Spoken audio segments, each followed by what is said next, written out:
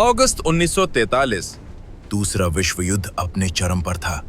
Europe के एक कोने में एक ऐसा कैंप था जिसका नाम सुनकर ही लोग डर जाते थे, ट्रेबलिंका। ये कोई साधारण जेल नहीं थी, ये एक डेथ कैंप था, एक ऐसी जगह जहां लोगों को जिंदा लाया जाता था और कुछ ही घंटों में मार दिया जाता था। सिर्फ 17 महीनों में यहां करीब 9 लाख लोगों की हत्या की गई। नाजी सैनिकों को पूरा भरोसा था कि यहां बंद कैदी कभी बगावत नहीं कर सकते, क्योंकि वे भूखे थे, डरे हुए थे और हर पल मौत के साए में जी रहे थे। लेकिन वो गलत थे। कैंप के अंदर धीरे धीरे एक गुप्त योजना बन रही थी। करीब 840 कैदी चुपचाप एक साथ जुड़ रहे थे। इनमें एक इंजीनियर था, नाम था गलेव्स्की। उसने तय किया, या तो हम यहीं मरेंगे या लड़ते हुए मरेंगे। लेकिन सबसे बड़ी समस्या थी हथियार। कैंप के अंदर कोई हथियार नहीं था, हर चीज पर पहरा था, हर औजार गिना जाता था। ऐसे में एक छोटी सी गलती भी पूरी योजना को खत्म कर सकती थी। फिर एक दिन एक किशोर लड़के ने बहुत बड़ा जोखिम लिया। उसने चोरी छिपे हथियार रखने वाले कमरे की चाबी मोम में दबा दी ताकि उसका निशान बन जाए। अब बारी थी उस निशान को असली चाबी में बदलने की। एक मैकेनिक जिसके पास कोई सही औजार नहीं था, उसने कबाड़ के लोहे से और मोमबत्ती की हल्की रोशनी में वही चाबी बना दी। सोचो, अगर वो पकड़ा जाता तो उसी वक्त उसे मार दिया जाता। धीरे धीरे पूरी योजना तैयार हो गई। फैसला हुआ कि एक ही दिन सब लोग मिलकर हमला करेंगे। लेकिन इस योजना में एक और बड़ा खतरा था।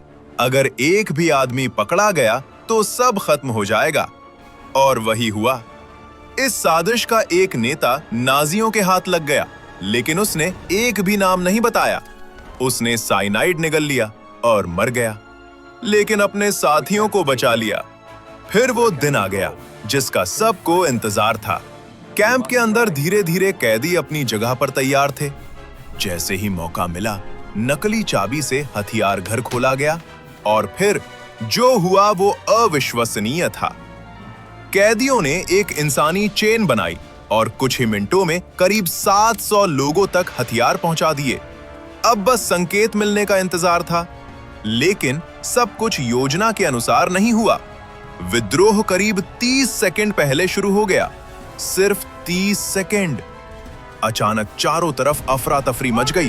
गोलियों की आवाज, चीखें, आग और भागते हुए लोग। कैंप एक युद्ध का मैदान बन गया। कैदी कांटेदार तार तोड़ते हुए बाहर भागने लगे। वॉच टावर से मशीन गन चलने लगी। कई लोग वहीं गिर गए, लेकिन कुछ लोग रुकने वाले नहीं थे। फिर कैंप में आग लग गई। ट्रेबलिंका जलने लगा। इतनी तेज आग कि उसका धुआं कई किलोमीटर दूर से दिखाई दे रहा था। इस अफरा तफरी में करीब 200 कैदी कैंप से बाहर निकलने में सफल हो गए। लेकिन कहानी यहाँ खत्म नहीं होती।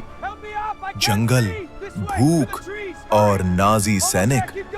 भागे हुए कैदियों के लिए बाहर की दुनिया भी किसी नरक से कम नहीं थी। जब युद्ध खत्म हुआ तो उन 200 में से सिर्फ करीब 70 लोग ही जिंदा बचे। इस विद्रोह के बाद नाजियों ने एक फैसला लिया। उन्होंने पूरे ट्रेबलिंका कैंप को मिटा दिया। इमारतें तोड़ दी, जमीन समतल कर दी और वहां खेती शुरू कर दी ताकि दुनिया को सच्चाई कभी पता ना चले। लेकिन इतिहास को मिटाना इतना आसान नहीं होता। आज भी ट्रेबलिंका का नाम इंसानियत के सबसे काले अध्यायों में लिखा है।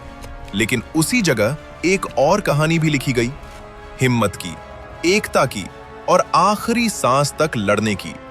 क्योंकि मौत के उस कैंप में भी कुछ लोग डर कर नहीं, लड़कर मरे, और यही उन्हें इतिहास में अमर बना देता है।